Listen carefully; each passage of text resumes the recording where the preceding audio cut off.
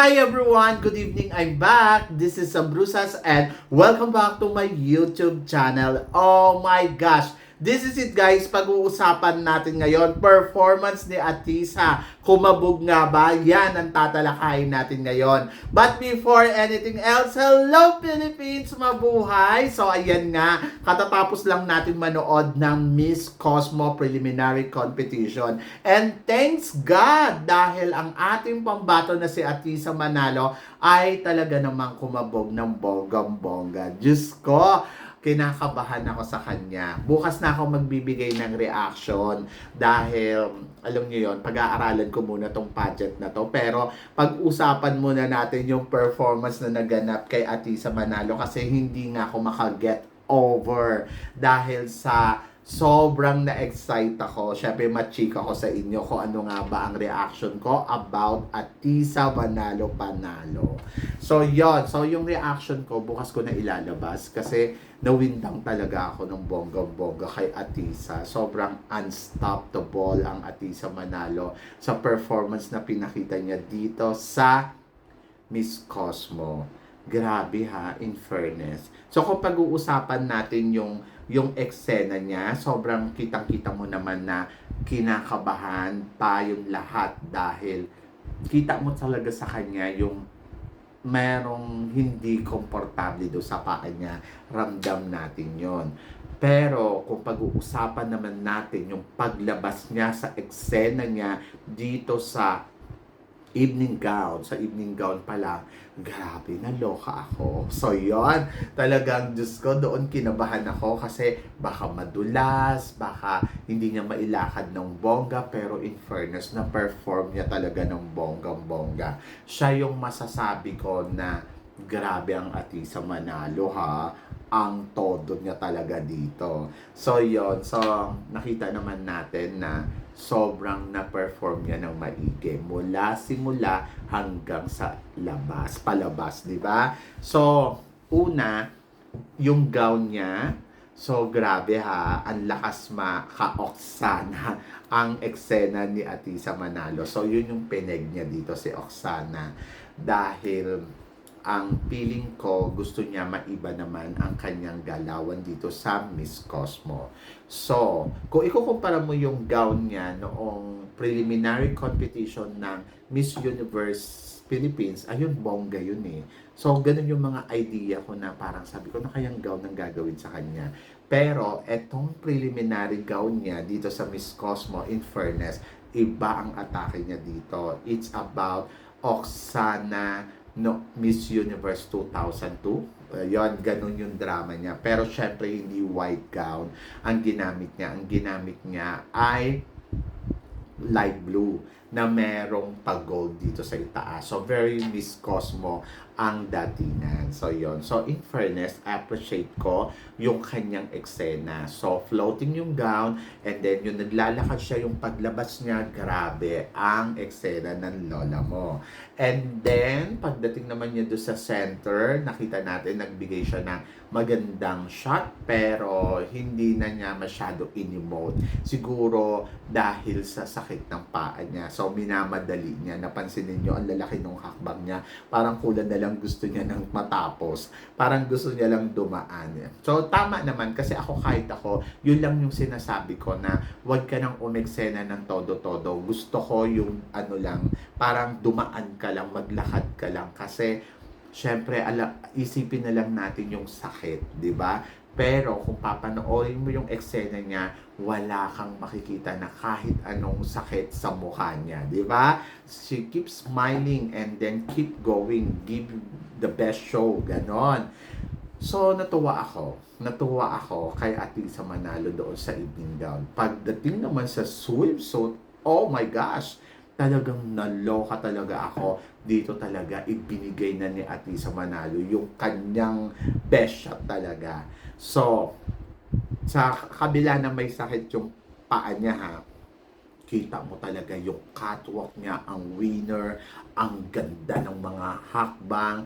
Plus, nandoon talaga na sobrang grabe yung energy na ibinigay niya.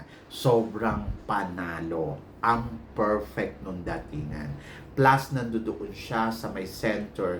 Diyos ko, ito yung kinatakot ko. Nag-twist siyang gano'n. Yung pagka-twist niya, bigla pang bumalik. Pero syempre, hindi kasi yung perfect na katulad ng mga ginagawa niya noon. Kasi alam naman natin na may nararamdaman. At natakot ako noon kasi baka hindi na siya makalakad palabas.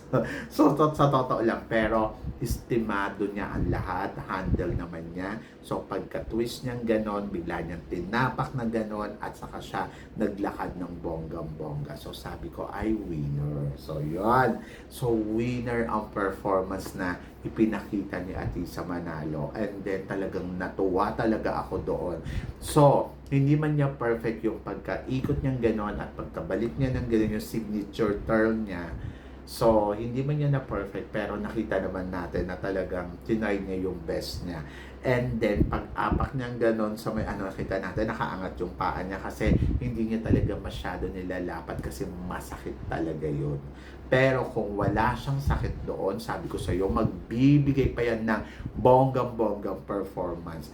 At madulas yung floor, ha? So, yun. So, ay, nakakaloka.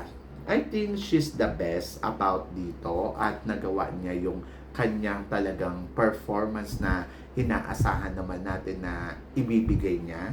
So, job well done. My gosh, you are the best, Atisa Manalo. And then, grabe, yung paglaban mo sa Pilipinas, sobrang winner, sobrang ang perfect nun dating. Unstoppable talaga ang Atisa Manalo dito sa competition na to. At masasabi ko, hindi dahilan ang pagkaano ng paa niya. So, she give well and the best shot talaga para sa laban, para sa Pilipinas. So, guys, kayo, anong masasabi ninyo sa performance ni Atisa Manalo?